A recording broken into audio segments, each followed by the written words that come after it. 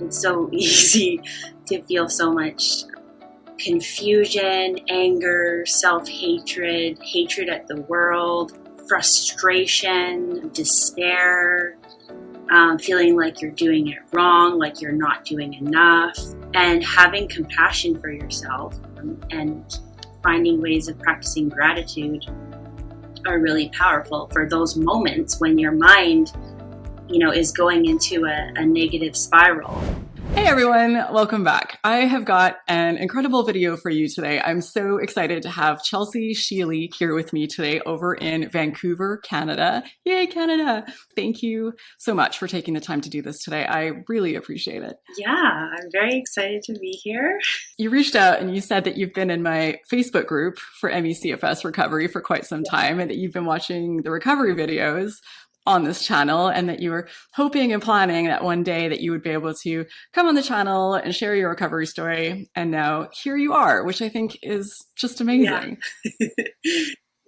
Yeah, I've been watching the channel for a long time and it's been very inspiring actually and supportive. What role did hope play in your recovery journey? A very big role. Just having your channel with the recovery videos gave me a sense of like, okay, there's lots of people recovering from this. This is possible. And like having that mindset and just having that positive reinforcement there. Like whenever I was feeling down, it would be a tool in my arsenal to check out a video and feel connected to other people going through the same thing. And then also hearing that they're recovered. Like it was one thing supporting where I'm at and also projecting me positively into the future of what's possible for myself. It's really incredible because I have quite a few people reach out to me and just email me or DM me saying that I keep visualizing me being on the channel and sharing my story, and that's one of the things of hope that help keep me going, which I just think is so incredible. And one person even went so far as to make a video thumbnail, like the picture that everyone sees for the YouTube video when it comes up, and they had made it with their face and my face as if we were doing the interview. And they're like, I'm getting ready. I'm coming. Oh my God, that's great. But it was a massive part of my journey too. I mean, when I was going, there wasn't so much YouTube, but my doctor's office, he was an integrative medicine doctor, and he had in his waiting room a binder of recovery stories from his patients, just in these plastic sleeves. And while I was waiting for him, I'd read through them. And one, it was inspiring, but then two, in between my appointments, I would find myself just mentally rehearsing, what my story was going to say when I got it in there. And I think it's so important to have those concrete visuals for where you're trying to go and what you're going to feel when you're recovered, and it's just can be a really powerful thing. Yeah. Why don't you take us back and let us know how this all began? I would say like way back. It started when I was just before I started massage therapy school when I was 19. I got mono and I was sick for a few weeks. And then I fully recovered. I went on a backpacking trip in Oregon and California for 7 weeks. And then shortly after that, I started a full-time massage therapy program. And around, I think, the beginning of that, I started noticing I was tired a lot.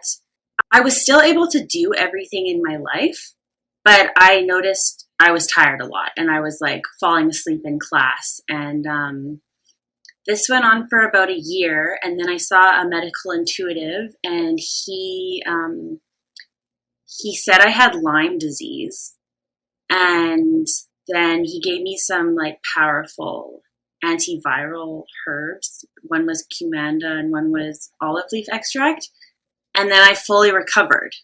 I'm very curious what made you decide to go the route of a medical intuitive. Did you start there, or did you start with conventional medicine and then move on? I think like I was open to spiritual and intuitive practices already. And his wife was doing these like goddess circles, and I was a part of that. So maybe that's how I heard of his work. I don't know. I guess like, they were alternative medicine practitioners, and I was open to it at the time. And I got treatment from him, and it seemed to help. So that was great. Okay. Yeah. So that was like age 19 to 20. And then Speed up to like 4 years ago when I was 28, I noticed that's when I started getting the chronic fatigue came back and much stronger. So what happened for me was I got sick 3 times, like a month apart. And it was like a flu, but my only symptom was exhaustion. And then at that point, I was like, okay, I need to make some changes in my life. Like there's something going on here. So that's how it started for me. The year prior, I had went traveling by myself internationally. I went to Indonesia for 3 months and did a working holiday visa in Australia for a year. I got back. I was kind of like, sorting my life out back home in Vancouver. Finally found a stable place to live in August. Was working 2 jobs, and then the flu symptoms started. So yeah, it was like very mysterious to me. I didn't know what the hell was going on. Then 2019 came around, and again, I was able to do everything I wanted to do in my life.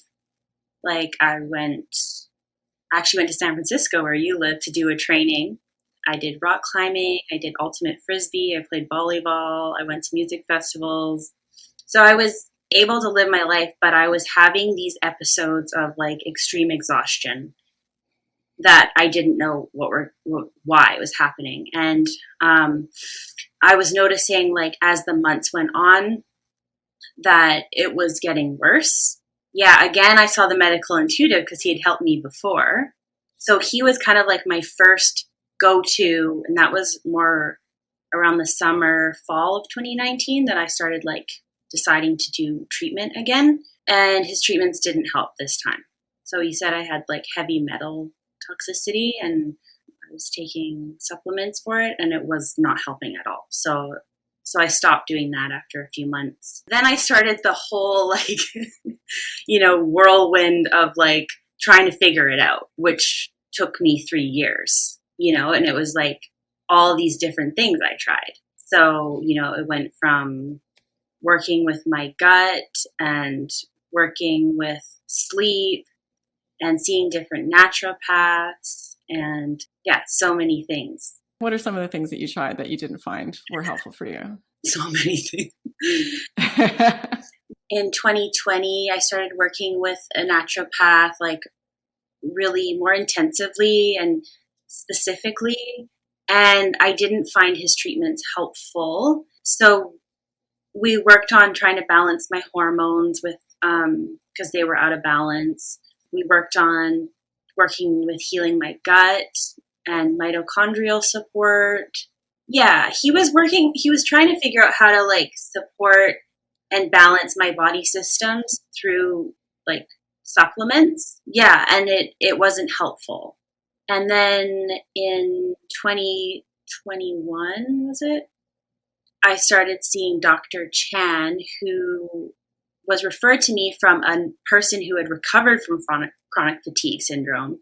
And that person said this doctor really helped him. He was a naturopath specializing in chronic fatigue. And I started working intensively with this doctor. His name's Dr. Chan at Pangea Naturopathic in Richmond, BC. He started really taking an antiviral approach. So we did some like viral testing and started doing some big treatments for that, which was mainly ozone therapy, high dose vitamin C, and also some pharmaceutical antiviral. I forget what it's called. Oh, Immunovir. And in the middle of my treatments with him, I started doing ANS Rewire. And actually, that was last summer, and I started noticing improvements. And I felt like I was getting my health back. And that was exciting. So it seemed like the ozone therapy was particularly helpful. Mm-hmm. And maybe just like the positive reinforcement and work I was doing with the ANS Rewire. And also getting the sleep support was really a big game changer. Sleep is such a tough one, and getting my sleep in order was a massive one for me too, but it was hard. So what sorts of things did you find helped you because it's such an easy thing to say to people, prioritize sleep. And everyone's like, I would love to, but I can't, I don't know how. So was there anything you found helpful for help, working on your sleep?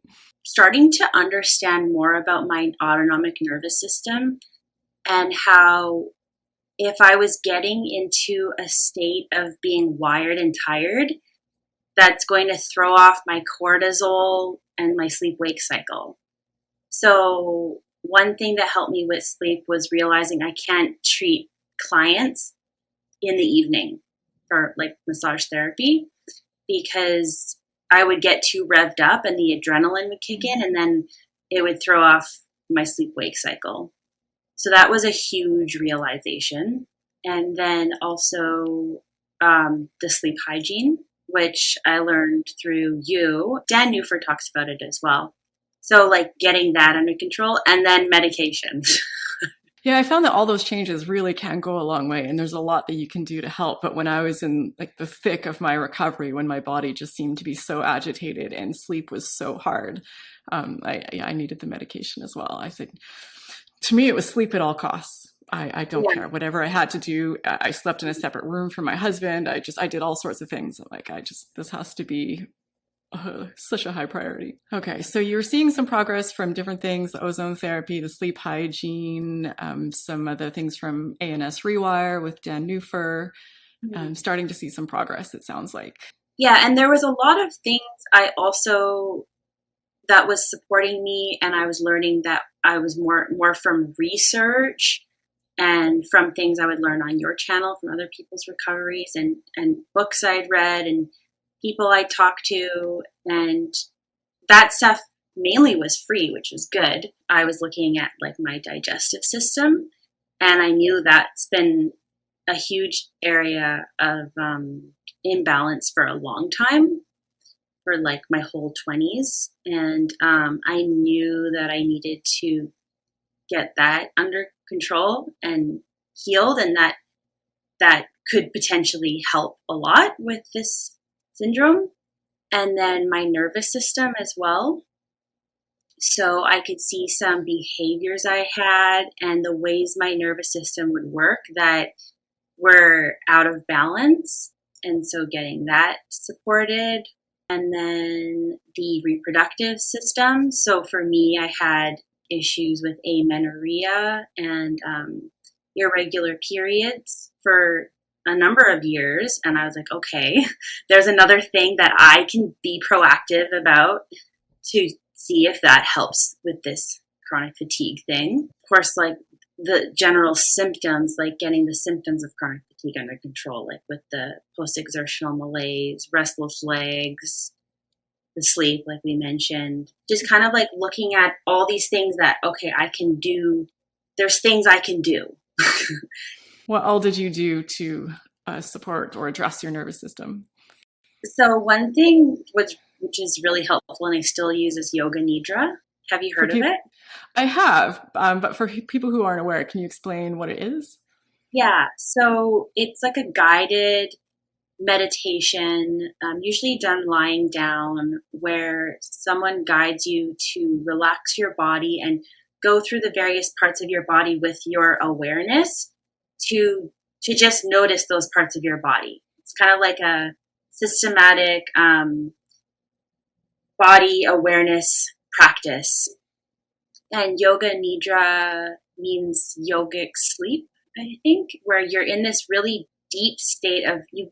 It guides you into this very deep state of relaxation where you're still aware, but you're extremely relaxed, almost like you're sleeping.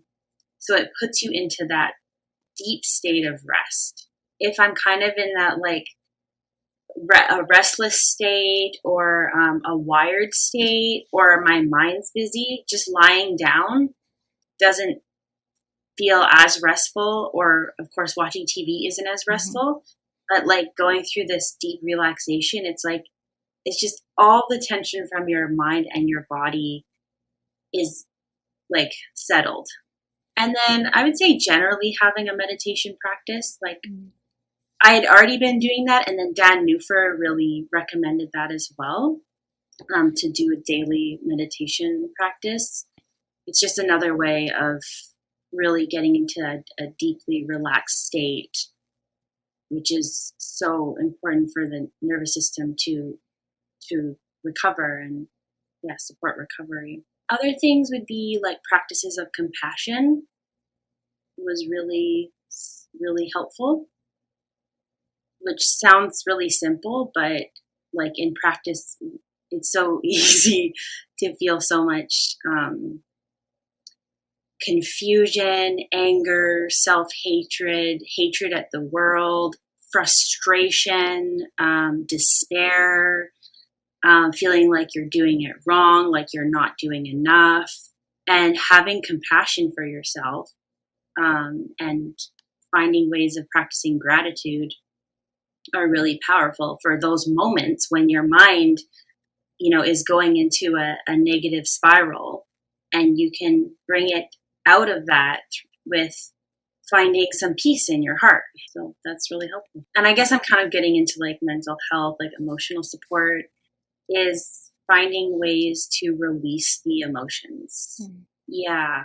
Sometimes it's screaming, or actually laughing can be helpful, because sometimes, just this anger would boil up inside of me, this frustration. Why why is this happening to me? I don't understand. Like, I don't want this, and like just those emotions, like they'll just eat you alive if you don't release them. Like, sometimes, or most of the time, you need to rest, but sometimes you need to get those emotions out. It can take some energy to release those emotions, but it can help a lot too. I used to think of it like a cleanse. Sometimes when you do a cleanse, you feel worse in the short term, but you feel better in the long term.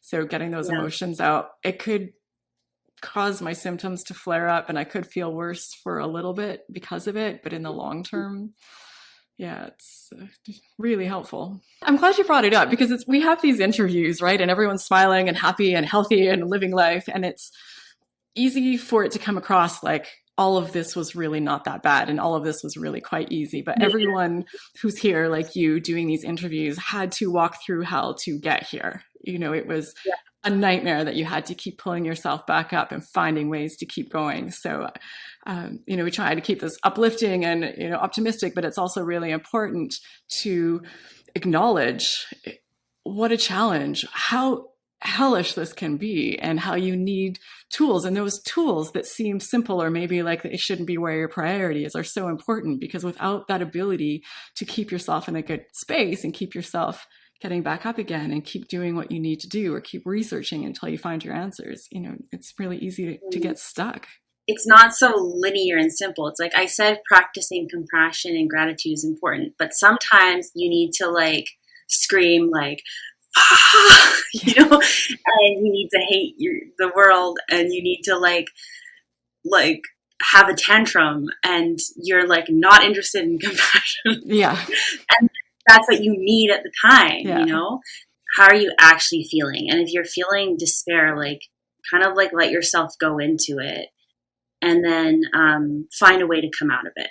What else got you to where you are right now with your health? Because I know that there was a few other things. Okay, so for digestion, this is a huge thing. Actually, huge. For me, intuitive eating actually ended up being what helped me the most with my digestion, which isn't like a supplement or like another like specialty diet like FODMAPs or paleo or autoimmune protocol or whatever. So I struggled with this for like 10 years. So again, it's like when I say I found the answers, like, no, it's been a long journey. Yeah, intuitive eating has been really helpful for me, because I think my issues with my gut was related to my relationship with food and my relationship to myself. For those who might not be familiar with it, what does intuitive eating look like? It's kind of like how you would eat if you were like a child, before any kind of diet mentality or controlling of your eating or your food would occur. It's just like your natural way of eating. Like, I'm hungry. I'm going to eat. I'm full. I'm going to stop eating. That looks good to eat. That doesn't look good to eat. That's the simplicity of it. And then there's lots of steps of how to support people. I think it's a really good approach for people that have been stuck in like a diet mentality. Yeah, and for me, I think it was particularly important with like emotional eating, kind of uncovering that part of myself. I've talked to other people who have found this approach beneficial. I always feel like it's got to be extra challenging to execute in our modern day world where there's so much of the food is unnatural. So I feel like sometimes, like, do you get confused sometimes with the intuitive eating? Like, I feel like a cupcake, or that pizza smells good, or maybe in those moments you just eat that because that's what your body or what your mind is wanting in the moment. I just feel like with all the artificial and processed food out there, it can be challenging to really listen to what your body's really telling you. And even our own bodies probably get a bit confused sometimes. I think that's probably why a lot of people struggle, because one thing is the diet industry, but also like just the food industry in general, that they're selling us all these addictive foods with all these sugar and high fat and salt, and our brain craves that thing because it gives us like a dopamine hit or like an oxytocin hit. I found like I was eating healthy because I felt like I had to for my health. But I was like, I don't actually want to eat these foods. And with intuitive eating, one of the steps at the beginning is to allow yourself to eat whatever you want, to like free yourself. And when I did that, I realized like, oh, I don't actually want to eat them because they don't feel good in my body. And then I went back to pretty much eating the same way I was eating before. But this time it was because it felt good and I wanted to, not because I have to. I know that, like, with me, because you shared before we started chatting here today that, you know, movement or exercise played a role in your recovery as well. Is that correct? The graded exercise therapy. Which right there, I know people just got tense and like, oh, I don't want to hear this. Yeah. We're setting off nervous systems just by saying those words. Like, no, stop. Turn off the video. I don't know. It just worked for me. That's all I can say. I think there's a lot of different versions of it out there, and people are prescribing it to people in different ways. And I'm not saying it's for everybody. There are lots of people who recover that don't incorporate this at all. But the times I hear of it going horribly wrong, it sounds like there's a lot of different versions of this out there. And that term is kind of slapped on all of them. And then, so understandably, people get very scared of it because it's done a lot of damage for some people. But then other people who have found a lot of success. So what was your journey with this like? So if I wind back to, you know, the treatment I was doing with Dr. Chan, and then I was doing the ANS Rewire, and that was last summer. I was noticing I was improving. I went paddleboarding. I went on a bike trip to Salt Spring Island. And then actually that bike trip was too much for my system. And I got back, and then I needed to move into a different room, and I wasn't feeling well, and I decided to paint the room, which I shouldn't have done, but I really wanted to. And then I crashed, and then I was really sick, and then I started applying for disability, and that was like just last fall. So I got really sick again at that time, and it seemed like all my hard work had gone, you know, nowhere, except having the hope that, oh, I can get there. Like I did it before. I can go back there. That was really helpful to find positivity in the darkness of the crash time. Yeah. So then in February, I revisited the video you'd done with Sophie about graded exercise therapy, and I think I'd already requested a PDF from her, and I started reading it. And I was like, oh, this makes a lot of sense to me. Like, to me, the way I looked at it was just giving a really specific way to support someone in the skill of pacing. And for me, it seemed like that was this like final skill, or not final, but it was like an important skill I was missing, because it seemed like I was getting progress with like improving my sleep, just generally getting my energy back. But then I would do too much and I would crash. And then I'd do too much and I'd crash. So I kept overdoing it. And I saw that I was doing this, but I didn't really know how to not do it. It was like, okay, you need to not overdo it. But in life, in the practical world, it's like, how? Like, I don't know. So the graded exercise therapy was like, oh, like you need to like find your baseline and then like slowly start adding things and monitor how you're feeling and not overreact if you're getting symptoms. That's okay.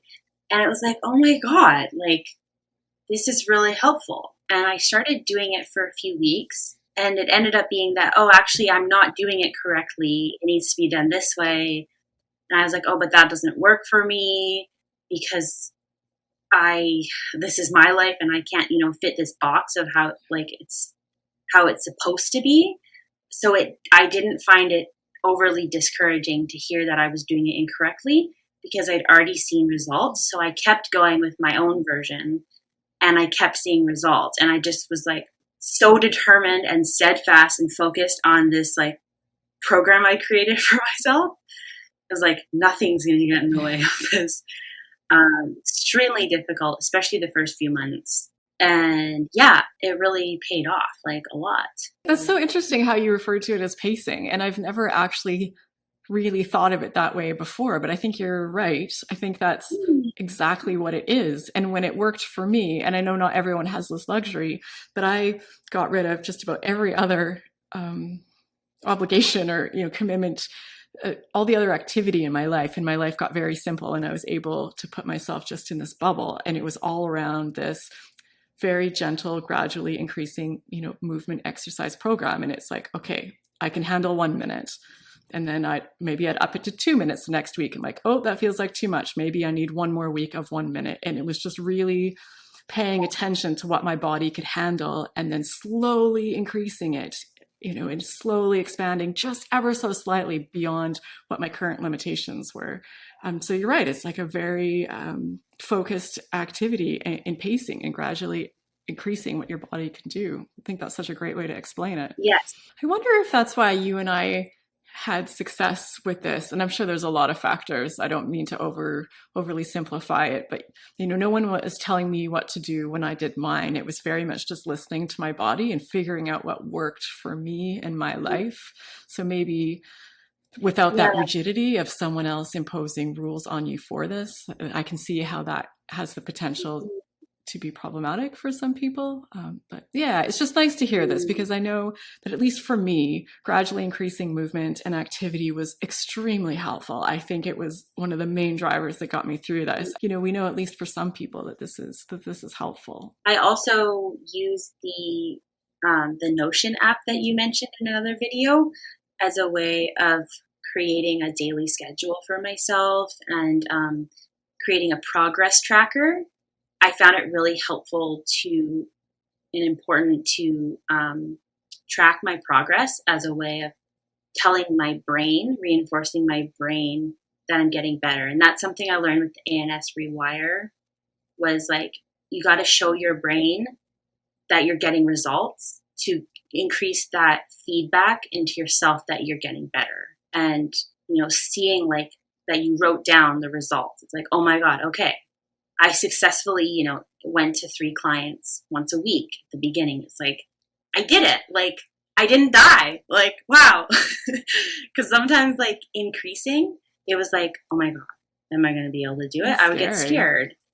And then, like, what's going to happen? Like, okay, I'm going to do it. I'm going to increase to 3 clients. Like, and then, like, 2 days later, I'm like, oh, I didn't crash. What? Like, I did it.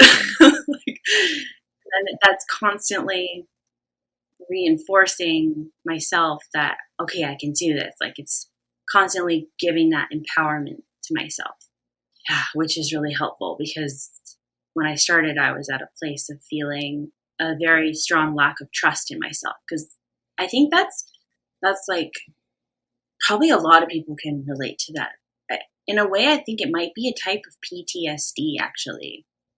When you constantly crash and you don't know why and you feel completely out of control and you have no sense of being able to be functional, like you're just out of control, that's very it can be traumatizing for your nervous system. So, It's like walking um, through a sort of, minefield of sorts. You never really know when something's going to go off and level you for hours or days or weeks. And yeah, it is traumatic. yeah, Absolutely. Absolutely. I used to wonder when I was still yeah, in this, like when I fully get past this, like, am I going to be able to just put the trauma of all this down and go on with my life? Because it was heavy and it was a lot. And I kind of felt like, I just don't know if I'm ever just going to be okay again. Um, but you do get there, and it's not overnight, but yeah, it's a lot. yeah. And I still feel it now, actually, the fear and the stress. And it's in my nervous, it's unconscious. It's happening on its own. Like I'm watching my brain and my mind get overwhelmed at things that are out of my comfort zone. I was reading this recently, the Oh Alex yes. Howard, and yeah, just a few weeks ago, I had to go to my mom's wedding. I like to say I had to because I wanted to, but it was a source of stress for me. Just like Christmas is a Hmm. sort of stress for people with chronic fatigue because it should be a nice time, but it's like, well, actually, like, am I going to get through Yeah. this? I read in his book the 3 stages of recovery. The last stage, which I realized I was in, was when you're able to start integrating yourself into the world. Like you've recovered to the level of being able to, yeah, be a functional human out in the world, and you're not constantly needing to be in your bubble. You can start leaving your bubble. And I realized like I feel safe when I'm in my routine because I know that's where I'm okay. But when I have to Yeah. do things that are outside of that, like my mom's wedding or Christmas or some other social event, that's when I start getting more nervous. Just reading that and having that affirmed to me that, oh, like that's normal, that's part of this process. I just found that really Hmm. helpful. I'm like, oh, okay. So now my work is to be gentle with myself in integrating into the world, managing to support myself to be calm and relaxed while I'm like doing those things and not feeling like overwhelmed or like I'm just doing too much or something, or I'm in a state of fear or overwhelm or agitation. Just like, yeah, finding a way of being centered, doing Yeah, that that. makes a lot of sense. And it's something that stayed with me even when I was well into being what I considered fully recovered, when I was really living my life and very active, and I could, do really long workout sessions at the gym multiple times at the week and push as hard as I want, and I was fine.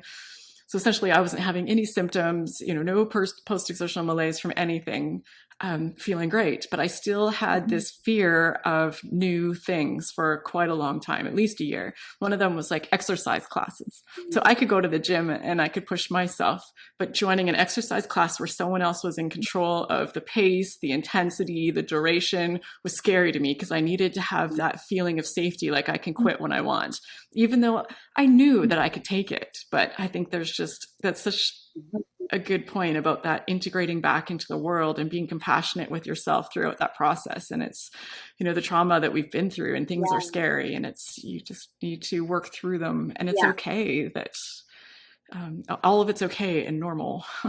yeah, exactly. Like, yeah, just the last few months, instead of me constantly focusing on recovery, I started having more of a Yeah. life, like focusing on like dating and then like these other things. And I realized like I was getting my system was being overwhelmed a lot.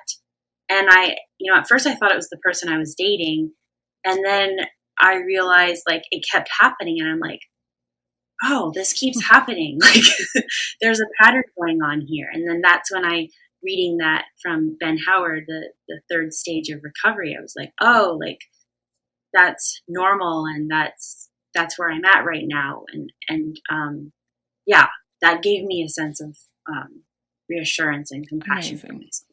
Well, I so appreciate you taking the time to go through all the details of all of the things that have helped you. And, as always, as I'm sure you know, I like to kind of finish off these chats with a message that you would have to people who are watching, who are still very much going through this, or a message that you would have to yourself if you could go back in time. What would you say? Yeah, so one thing would be to intuitively listen to yourself throughout, everything you take in and learn. Like, get a sense of like, do you really think that would help you? And sometimes you don't know and you just try it anyways, but like at least have that awareness. Like, if there is a feeling of like, I think I like these parts, but I don't like these parts. Maybe you'll try the whole thing to begin with, but then you're like, oh no, actually, I think I'm going to modify it. Or like, for example, for me, like I really had the sense that healing my gut, finding a way to do that was really important. And I didn't know how, but like I just had this sense that like that was really important. Like one thing I knew, just as an example.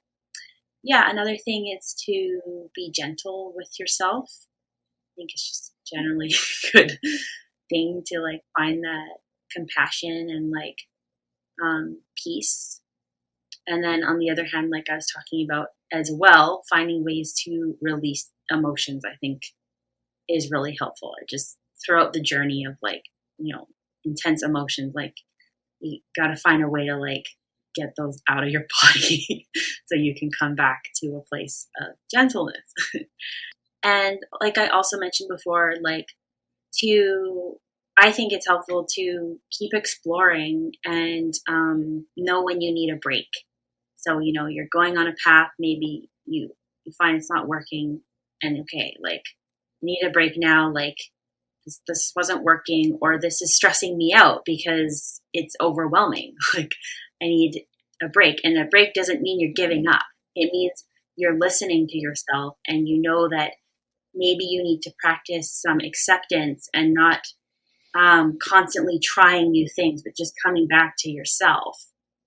And that maybe you need to do that for a week. Maybe you need to do that for a few months because you've been projecting out so much and trying new things that you need more time. So, and then at some point you'll be ready. Okay, now I'm ready to explore this other thing. But yeah. If people want to ask you questions, reach you, follow you, how can they do that? So you can email me at s.chelsea@hotmail.com. Put that in the video description. And then also I have a YouTube channel. I teach some somatic exercises to my clients for my massage therapy practice. And I also teach some like guided relaxation exercises. So you can check out my channel. It's called Bodyful Therapies. Thank you so much, Chelsea. A million thanks for being brave enough to do this today and for taking the time to do this. I really, really appreciate it. Yes, and thank you so much for all the work you're doing. It's so helpful. And to everyone listening, I'm one of you. So we're all on this journey. We really together. are. This channel wouldn't even be possible if it wasn't for people like you and everyone else who is brave enough and kind enough and generous enough to come out and share their story with others. So yeah, I have so much gratitude to all of you. And thank you to all of you who have been supporting the channel with the super thanks button right below the video. I very much appreciate it. I know many of you are coming from a place of financial hardship, and it just means really a lot. So I want to thank you. So thank you again, Chelsea. Thank you to everyone who is watching. Whatever you are going through, hang in there. Good for you for watching videos like this one. Keep searching until you find your answers. Hang in there. You have totally got this. And I will see you in the next video.